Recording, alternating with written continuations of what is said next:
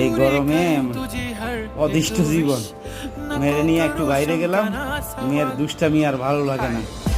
এটা কিনবে ওইটা কিনবে সবই কিনে, কিন্তু খাওয়ার বেলায় কিছুই নেই। এই যে রাইসার আজকে টুকটাক বাজার,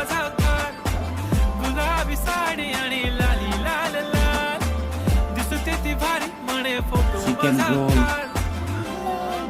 mini pizza, donut, apple juice, বাদামের জুস, ছোট্ট একটা cake, mango juice, tomato sauce আর সাথে একটু শরবত।